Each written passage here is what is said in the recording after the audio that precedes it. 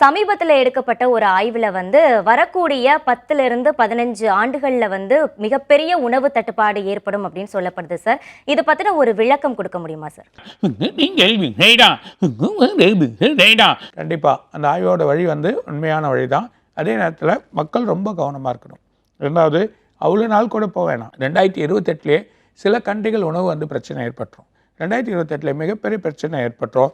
சில பொருட்கள் பதுக்கி அதிகமான விலைகள் விற்கக்கூடிய ஆளுங்களா ஆயிடுவாங்க. அந்த நிலைமை ஏற்படுறப்போ நிறைய பிரச்சனைகள் ஏற்படும். அது இல்லாமல் சில கண்ட்ரியில் பார்த்தீங்கன்னா விளைநிலங்கள் அதிகமான விளைநிலங்களை லேண்டாக மாறி வீடுங்களாக மாறி வழியாக வர சொல்ல இந்த பிரச்சனைகள் ரொம்ப அதிகமான நிலையில் அதுக்கான வழிமுறைகள் எடுத்துன்னு வரணும். இப்பயே அதுக்கான வழிமுறைகளோ அதுக்கான செயல்முறைகள் நம்ம எடுத்துன்னு வந்தோம்னா இந்த விளைநிலங்களில் விளையக்கூடிய நெல் பயிர்கள் இது முக்கியமான பொருட்கள் நமக்கு தேவையான வழியை நம்ம எடுத்துன்னு வர்றது ரொம்ப நல்லது. அப்படி இல்லைன்னா உலகம் முழுதுமே அது பர்டிகுலராக சின்ன சின்ன கண்ட்ரிகளில் நிறைய உணவுகள் பிரச்சனைகள் ஏற்படும்.